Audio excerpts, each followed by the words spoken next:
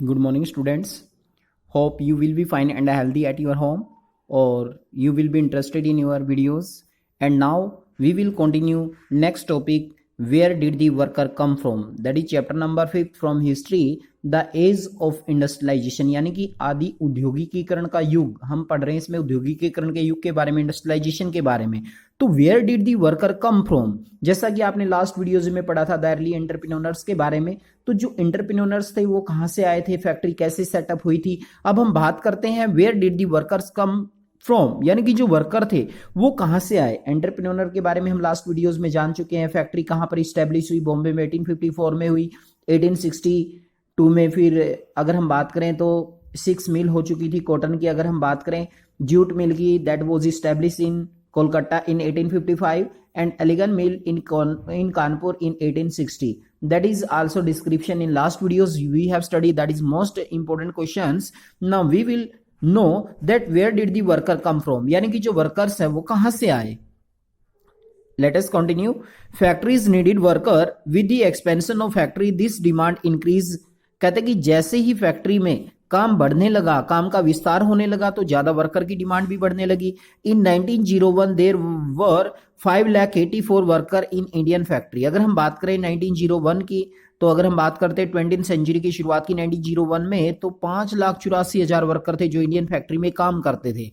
Colonial period face कर रहे थे हम 1901 में, तो उस समय पर भी 5,84,000 वर्कर काम करते थे इंडस्ट्रीज के अंदर।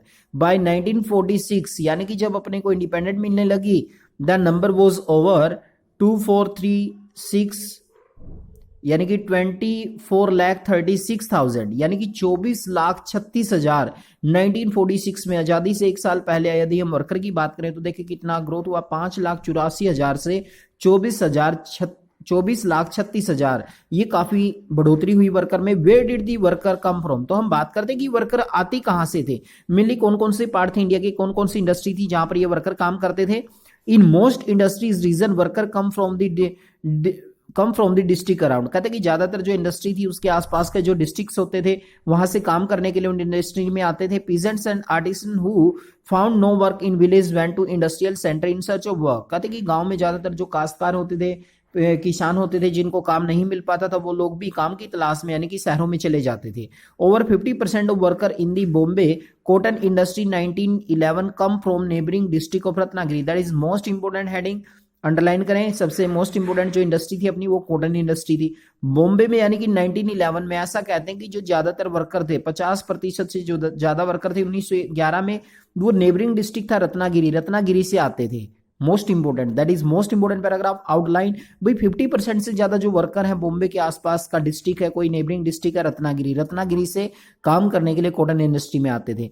While the mill of Kanpur got most of their textile hand from the village within the district of Kanpur. कहते कि जबकि जो कानपुर में मिल लगी हुई थी, टेक्सटाइल हैंडलूम लगी हुई थी, वहां पर जो लेबर के रूप में काम करने के लिए जो वर्कर आते थे वो कानपुर के आसपास के डिस्ट्रिक्ट से आते थे।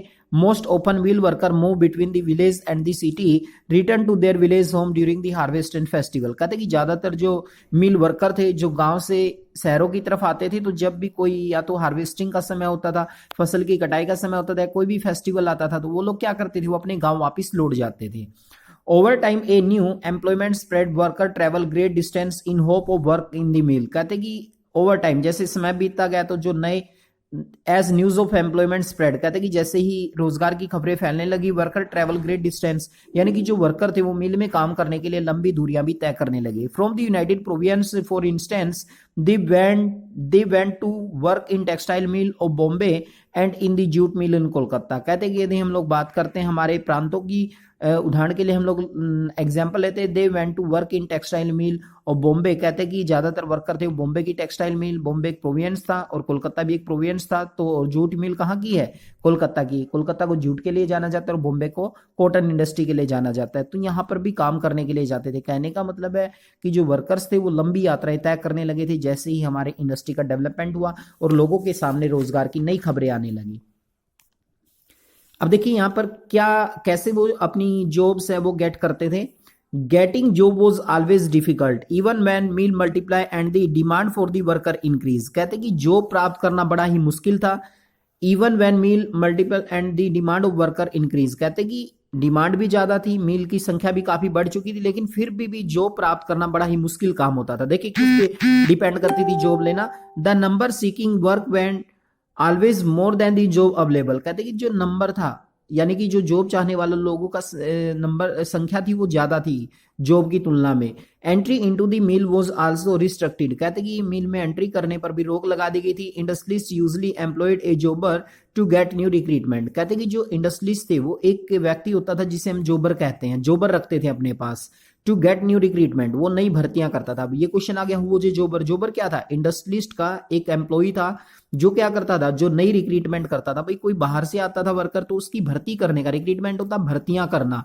Very often the जॉबर was an old and trusted worker. अक्सर हम लोग कहते हैं कि जो जॉबर था एक बड़ा ही पुराना और बड़ा ही विश्वसनीय वर्कर होता था। He got people from his village. अब बात आती है वो जॉबर और what are the main function of jobber, that is most important. Jobber जैसा कि नाम से स्पष्ट है, जॉब देने वाला। जो वर्कर बाहर से आते थे उनको जॉब देने का काम करता था, उनको सेटलमेंट करने का काम करता था। और कौन था ये? एक ट्रस्टी और ओल्ड वर्कर था, एक बड़ा ही विश्वसनीय और पुराना वर्कर होता था ये। जो इंडस्ट्रीज होते थे उनके पास क्या करता था ये, देखिए कैसे रिक्रूटमेंट करता था, कैसे ये लेबर को लेकर आता था। He got people from his village. ज्यादातर वो अपने गांव के लोगों को वर्कर के रूप में वहां लेकर आता था। एंश्योर देम जॉब, उन्हें जॉब देता था। Help them settle in the cities, city में उनके सेटल होने में मदद करता था। And provided them money on time of crisis. और जब कोई भी मुसीबत आती थी उन वर्कर के ऊपर, ऐसी आपदा की स्थिति में उनको धन दौलत भी प्रदान करता था, यानी कि उनकी आर्थिक मदद करता था। The jobber therefore become a person with some authority and power. कहते कि इस तरह से हम जॉबर को कह सकते हैं कि जॉबर एक अथॉरिटी वाला और एक शक्ति वाला व्यक्ति था। ही begin demanding money and gift for his favour and controlling the lives of worker. कहते कि अक्सर वो वर्कर से क्या करता था, उनको जॉब देने के बाद उनसे गिफ्ट वगैरह की डिमांड करता था। Controlling the lives of the worker, worker की जो लाइफ होती थी उसके ऊपर भी कंट्रोल करता था। That is most important question, who was jobber, what are the main function of jobber. There is given some quotation, यहाँ पर कोटेशन दी जाती है, which quotation is not correct about the jobber. So we must have to be remember about this paragraph that is related to jobber. The number of factory worker increase over time. जैसे समय बीतता गया factory में worker की संख्या भी बढ़ने लगी। However, as you will see that they are small proportion of total industrial work. That is most important paragraph. That is about जॉबर। जॉबर से रिलेटेड है। और वर्कर कहाँ से आए, कौन कौन सी मिल में, कॉटन मिल के वर्कर कहाँ से आए। अब बात करते हैं जूट मिल की, जूट मिल में काम करने के लिए वर्कर कहाँ से आए। Okay student, be attentive, read this carefully and make your self notes in your book. Self study is the best study. Be careful. If you have any doubt, you can message me or you can call me on my number. We will continue our topic. That is a lengthy topic, but we have completed very soon. So be attentive. Thank you and have a nice day.